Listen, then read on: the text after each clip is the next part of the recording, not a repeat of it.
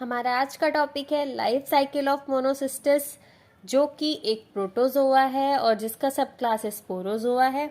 ये है मोनोसिस्टिस का लाइफ साइकिल का डायग्राम। तो मोनोसिस्टिस जो होता है वो एक मोनोजेनेटिक पैरासाइट है। First of all, what is parasite? Parasite क्या होता है? कोई भी लिविंग ऑर्गेनिज्म अपना न्यूट्रिशन डेराइव करने के लिए किसी अदर लिविंग ऑर्गेनिज्म की बॉडी के ऊपर या बॉडी के अंदर रह के अपने न्यूट्रिशन को डेराइव करता है, उसको कहते हैं पैरासाइट। जैसे ह्यूमंस में एक बहुत फेमस सा पैरासाइट है, वो है लीवर फ्लूक।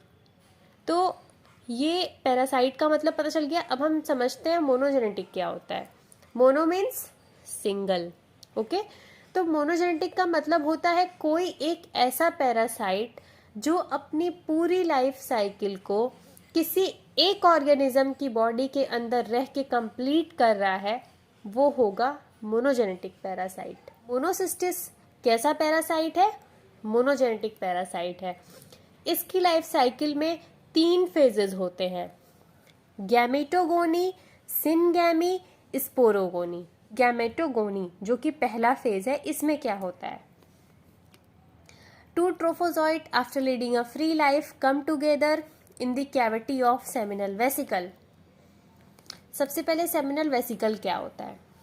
कोई भी ऑर्गेनिज्म किसी भी ऑर्गेनिज्म की बॉडी में स्पर्म्स को स्टोर करने के लिए रिप्रोडक्टिव ऑर्गन्स में एक ऑर्गन ये भी होता है जिसको कहते हैं सेमिनल वेसिकल। ये एक ब्लैडर लाइक स्ट्रक्चर होता है जहां पे स्पर्म्स बनने के बाद स्टोर होते हैं, ओके। तो सेमिनल वेसिकल क्लियर हो गया। ट्रोफोजॉइड क्या होता है? मोनोसिस्टिस जब अपने मैच्योर फॉर्म में आ जाता है तो इसको ट्रोफोजॉइड कहा जाता है, ओके। अब गैमेटोगोनी को समझते हैं। गैमेटोगोनी क्या है? एक फ्री लाइफ जीने के बाद, ठीक, फ्री लाइफ के बाद 2 ट्रोफोजॉइट सेमिनल वेसिकल में साथ साथ आ जाते हैं और उनकी बॉडी छोटी और राउंडेड हो जाती है, ठीक। इस छोटी और राउंडेड बॉडी के मोनोसिस्टिस को कहेंगे गैमॉन्ट्स या गैमेटोसाइट्स, ओके। ये जो 2 गैमॉन्ट हैं साथ साथ आ जाएंगे और ये अपनी बॉडी के चारों तरफ एक सिस्ट का फॉर्मेशन करेंगे। वो सिस्ट कितने लेयर की होगी? डबल लेयर्ड होगी, ठीक है। अब इसके फॉर्म को बोलेंगे गैमेटोसिस्ट, ओके। डबल लेयर्ड की सिस्ट है जो अंदर की तरफ सिस्ट होगी उसको एंडोसिस्ट बोलेंगे, जो बाहर की तरफ सिस्ट होगी उसको एक्टोसिस्ट बोलेंगे, ठीक। ये शॉर्ट नोट आता है सिस्गी पे। तो ये जो गैमॉन्ट्स हैं, गैमॉन्ट्स कौन थे? 2 ट्रोफोजॉइड जो राउंड शेप में एक साथ हो गए थे और एक सिस्ट का फॉर्मेशन कर लिए थे, बट ये दोनों आपस में फ्यूज नहीं करेंगे और ये ऐसे ही राउंडेड शेप में लगे रहेंगे। इसी को कहते हैं सिस्गी, ठीक। अब न्यूक्लियस जो है, दोनों गैमॉन्ट्स के जो न्यूक्लियस है, ये माइटोसिस प्रोसेस के थ्रू डिवाइड होने लगेंगे और बहुत सारे हैप्लॉइड न्यूक्लियाई का फॉर्मेशन करना स्टार्ट कर देंगे, ठीक। माइटोसिस क्या होता है पता है?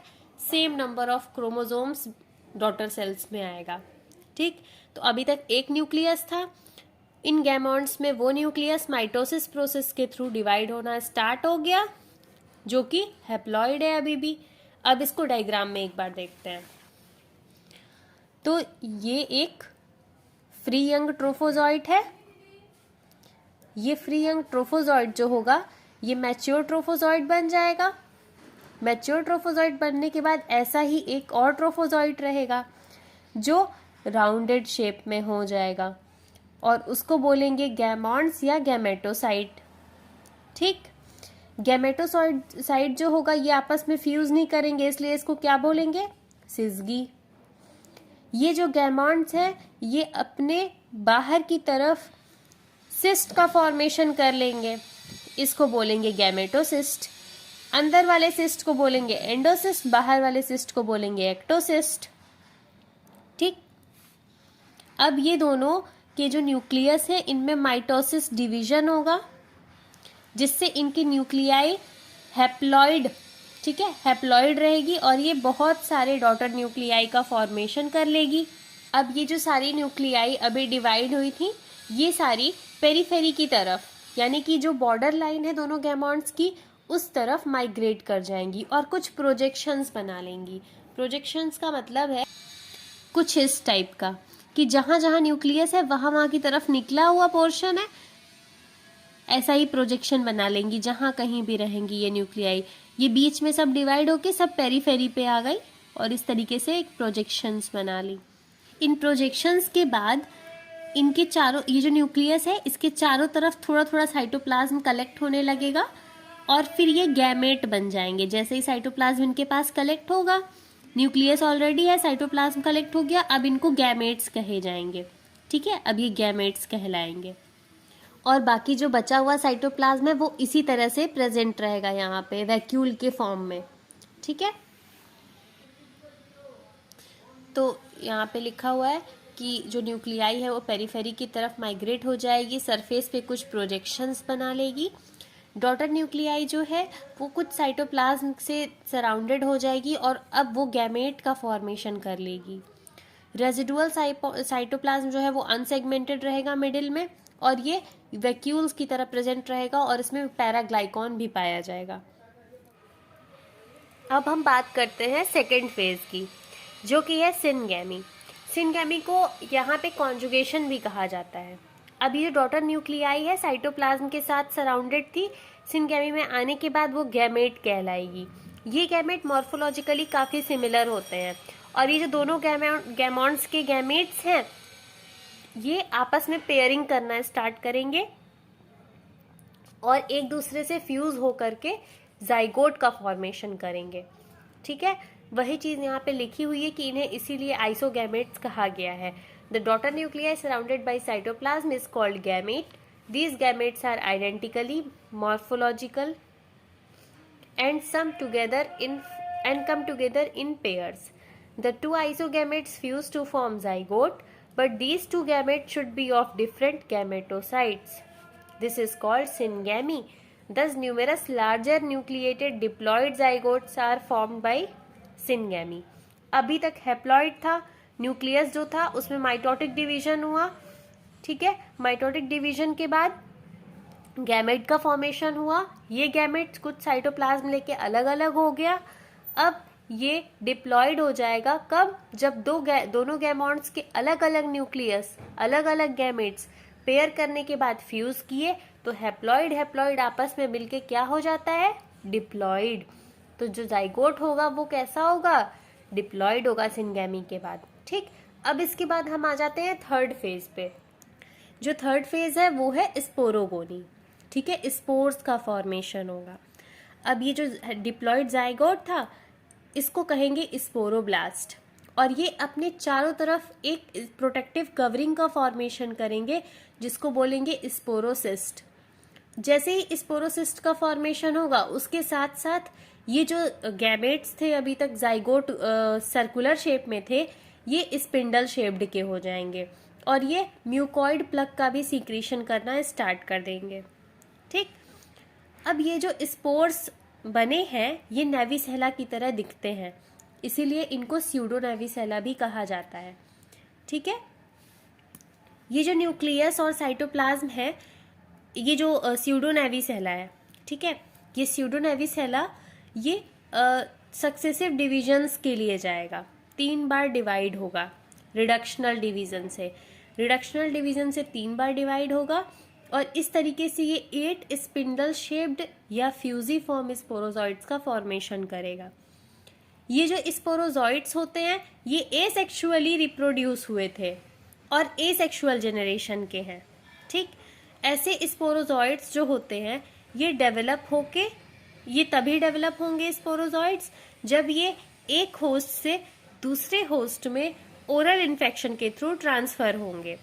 ठीक है, अब ट्रांसफर के बाद का जो फेज है यानी कि ये जो 8 स्पिंडल शेप्ड स्पोरोजॉइड्स है ये डेवलप कैसे होंगे उसको पढ़ते हैं।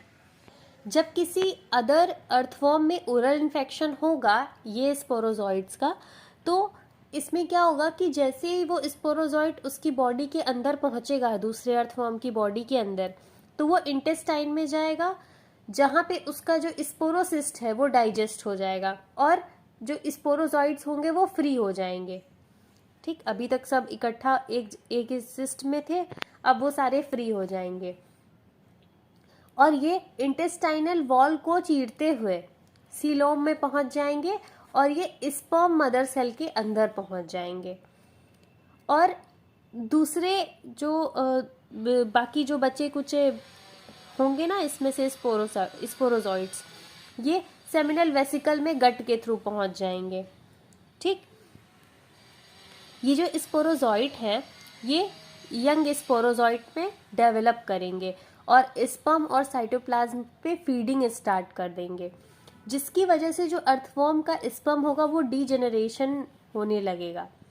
ठीक है, और डीजेनरेशन स्पर्म का जो स्पर्म टेल है वो ट्रोफोजॉइट के चारों तरफ लग जाएगा और इस तरीके से ट्रोफोजॉइट एडल्ट में कन्वर्ट हो जाएगा। ठीक है, और वो सेमिनल वेसिकल में फ्रीली अपनी लाइफ जीने लगेगा। ठीक, इस तरीके से यही जो डायग्राम में था ना स्पर्म टेल, कुछ इस तरीके का। अब इस डायग्राम को एक बार अच्छे से समझ लेते हैं। सबसे पहले एक मैच्योर ट्रोफोजॉइट था, दो मैच्योर ट्रोफोजॉइट आपस में आएंगे, राउंडेड शेप बनाएंगे और आपस में एक दूसरे के साथ लग जाएंगे, जिसको बोलेंगे सिज़गी। ठीक, और इन दोनों को बोलेंगे गैमेट्स या गैमेटोसाइट्स। ये गैमेटोसाइट्स अब अपने ऊपर एक सिस्ट का फॉर्मेशन करेंगे, डबल लेयर्ड का। इस प्रोसेस को बोलेंगे एनसिस्टमेंट और ये जो गैमेटोसाइट्स के ऊपर सिस्ट बनी है इसको बोलेंगे गैमेटोसिस्ट। अंदर की लेयर को एंडोसिस्ट, बाहर की लेयर को एक्टोसिस्ट। अभी तक इनमें एक न्यूक्लियस था, अब इसमें माइटोसिस, इक्वेशनल डिवीजन होगा। इक्वेशनल डिवीजन के बाद मल्टीपल न्यूक्लियस, हैप्लॉइड न्यूक्लियस का फॉर्मेशन होगा। ये जो सारे न्यूक्लियस हैं ये ऐसे कुछ प्रोजेक्शंस बना लेंगे। ठीक, इसके बाद इनके साथ, न्यूक्लियस के साथ कुछ कुछ साइटोप्लाज्म आपस में लग जाएगा, जिससे इनको अब हम गैमेट कहेंगे। कुछ टाइम के बाद जो दोनों के बीच का ये लेयर है ये टूट जाएगा और इस लेयर को टूटने के बाद दोनों के एक एक गैमेट आपस में पेयरिंग करके फ्यूज करेंगे और जाइगोट का फॉर्मेशन करेंगे। ये जाइगोट कैसा होगा? डिप्लॉइड होगा। इस प्रोसेस को बोला जाएगा कॉन्जुगेशन या सिनगैमी। ठीक, सिनगैमी के बाद इन गैमेट्स को कहा जाएगा स्पोर्स, स्पोरोजॉइट्स। ये स्पोरोजॉइट्स अपने ऊपर एक सिस्ट का फॉर्मेशन करेंगे जिसको बोलेंगे स्पोरोसिस्ट। ठीक, ये जो स्काई ब्लू कलर का है ये स्पोरोसिस्ट है, ये अपनी बॉडी को स्पिंडल शेप्ड बना लेंगे।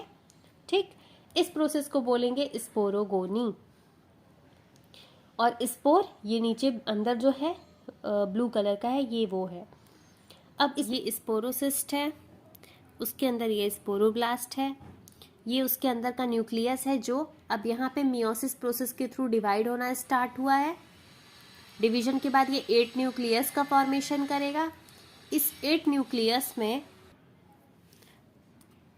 स्पोरोजॉइट्स का फॉर्मेशन हो जाएगा जो कि नेविसेला की तरह दिखेगा और इसी नेविसेला की तरह के दिखने की वजह से इसको बोलेंगे स्यूडो नेविसेला। जब ये स्पोरोजॉइट्स जो होते हैं दूसरे अर्थ फॉर्म में जाते हैं, अब तक ये एक फेज का था, अब ये दूसरे किसी अर्थ फॉर्म में जाएगा, उसके इंटेस्टाइन में जाएगा, तो फिर ये इसका स्पोरोसिस्ट मतलब टूट जाएगा या ये रिलीज हो जाएंगे स्यूडो नेविसेला इसकी बॉडी में। ये वहाँ से इंटेस्टाइन के एसिड्स के थ्रू रिलीज हो करके स्पर्म मदर सेल को पिनेट्रेट करते हुए सेमिनल वेसिकल में जाएगा, ट्रोफोजॉइट में डेवलप हो जाएगा, स्पर्म्स को खाता रहेगा और जो स्पर्म टेल होगा इसके चारों तरफ लग जाएगा। ये है फ्री यंग ट्रोफोजॉइट। फिर ये फ्री यंग ट्रोफोजॉइट डेवलप हो करके मैच्योर ट्रोफोजॉइट में कन्वर्ट हो जाएगा और वापस से ये साइकिल ऐसी ही चलती रहेगी। ओके, तो इस तरीके से ये जो लाइफ साइकिल ऑफ मोनोसिस्टिस था वो कंप्लीट हुआ।